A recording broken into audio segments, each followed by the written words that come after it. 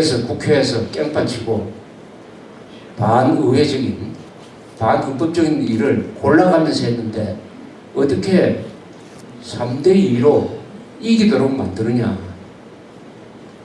이기도록 만드느냐. 우리나라 유권자들의 수준이 그 정도다 하는 것을 우리가 새삼 확인할 수가 있었습니다. 동시에 왜 한나라당은 그 민주당한테 졌느냐? 왜 졌느냐? 한나라당의 책임은 뭐냐? 중도신용이라는 것을 정치에 적용하기 시작을 하면은 바로 깽판 치는 거, 뭐 이런 거 뭐 다 있을 수 있는 거고 좋은 게 좋다 하고 넘어가는 분위기가 되는 것입니다. 저는 3대2로 진 것은 한나라당이 이명박식 중도신용, 민주당의 깽판 치는 거, 불법적인 폭력적인 행동에 대해서 문제 제기를 제대로 하지 않았고 그것 때문에 유권자들도 뭐가 옳고 뭐가 그런지 모르게 되어버렸다. 그 결과가 3대2로 나온 것이다. 자업자득이다. 이렇게 되어 있습니다.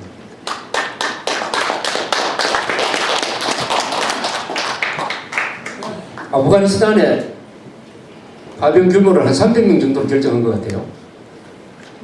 이 300명은 안 하는 게 낫습니다. 300명, 경찰, 군인 합쳐가지고 300명. 지금 아프가니스탄에 국제안보지원군이라는 유엔 안보리의 결의로서 편성된 이 다국적군이 있는데 6만 7천 명입니다. 그 중에 미군이 3만 1천, 영국군 9천, 독일 4,200, 이탈리아 3,800, 프랑스 3,100, 카나다 2,800, 폴란드 2,000, 네덜란드 2,000, 호주도 1,200이나 돼요. 호주. 스웨덴 같은 작은 나라가 430명, 헝가리 310명, 크로아티아 290명. 아니, 한국이 크로아티아 수준밖에 안 됩니까? 미군이 한국전에 연인은 150만 명을 보내가지고 5만 4천 명이 죽고 10만 명이 다쳤는데 지금 미국이 좀 도와달라고 사정하는데 300명 다른 보낸다. 이거 약 올리는 거 아닙니까? 300명. 그래도 미국이 겉으로는 감사도 하고 발표를 할 겁니다. 속으로 그게 무슨 300명 가서 뭐합니까? 최소한 1개 연대는 가야지. 1개 연대. 1개 연대는 가야 안전한 것입니다. 1개 연대를 가야 서로가 서로를 지킬 수 있고 그 다음에 대테러전을 배우게 되는 것이죠. 이게 얼마나 좋은 실습 장소입니까? 앞으로 미래전을 어떻게 한다 하는 것을 현장에서 배워야죠. 이건 돈 주고 배워야 됩니다. 실전 연습을 어디서 할 수가 있습니까? 그러면 죽는 사람도 줄어들죠. 죽는 사람도 줄어들고. 최소한 1개 연대를 보내죠. 아니, 이탈리아도 3,800, 이탈리아를 해봤자 병력이 한 20만도 안 될 겁니다. 거기도 3,800 보냈어요. 독일도, 미국하는 독일도 말이죠. 4,000명을 넘게 보내고, 호주도 아무 관계 없는 아프가니스탄에 1,000명 이상을 보냈는데, 우리가 동맹국인데 어떻게 300명을 보냅니까? 이것도 이명박 대통령이 1개 연대를 보내면서 국민들한테 설득을 하면 됩니다. 아니 300명 보내는 거하고 3,000명 보내는 것 차이에 무슨 본질적인 차이가 있습니까? 3,000명을 왜 보내느냐 하는 설명을 하면은 오히려 나는 지지율이 더 높아질 거라고 보는데요. 그런데 3,000명 보내면은 좌익들이 들고 일어나겠지. 언론이 들고 일어나겠지. 한 사람이라도 죽으면 안 돼. 이런 식으로 생각하고 있다. 이게 오늘의 주제인 평화는 독이 될 수가 있다. 평화와 번영은 공짜 심리하고 만나면은 이게 독이 되어버립니다. 독이 되어버립니다. 독이 됩니다. 이 잘 산다는 게 안보에는 불리한 점이 매우 많습니다. 국민들의 정신력을 아주 망가뜨려 버리는 거죠. 바로 그것을 경계를 해야 될 사람이 대통령인 것입니다. 대통령은 안보를 책임져야 되고 국민들의 정신기강을 바로잡아가지고 정신을 바짝 차리도록 해야 되는 것입니다. 우리가 남태평양에 있는 나라가 아니고 북한하고 대결하는 나라인데 북한은 100만 명도 목적을 위해서는 죽일 수 있는 그런 각오를 가진 집단인데 우리는 전쟁에서 한 사람도 죽어서는 안 된다고 생각한다면 이것은 도저히 북한을 우리가 꺾을 수가 없는 것입니다.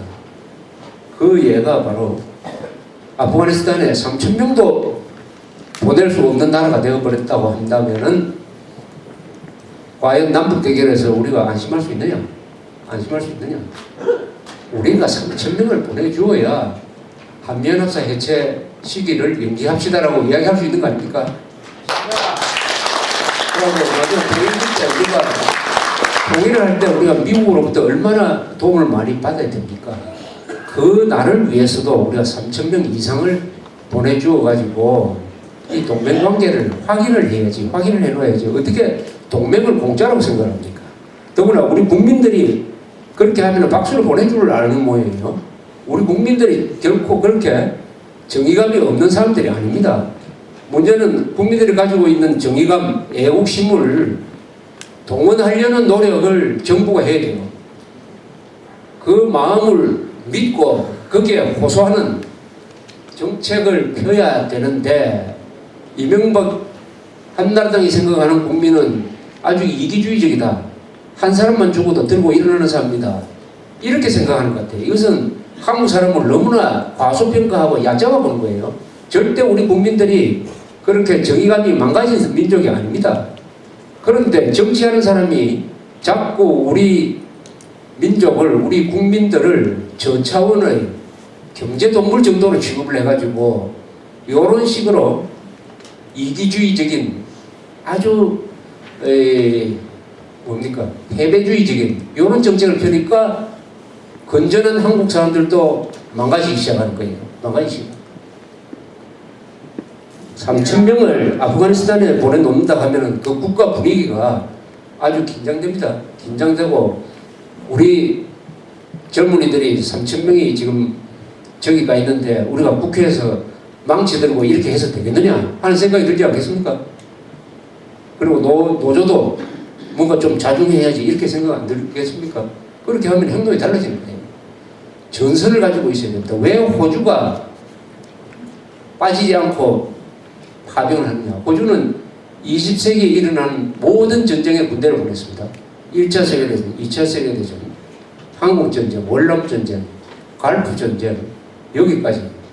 호주는 그렇게 생각하는 겁니다. 이게 완전히 섬으로 되어 있으니까 이 안보에 대해서 너무 사람들이 신경을 쓰지 않는다. 이러면 나라가 국가기강이 이상하게 된다.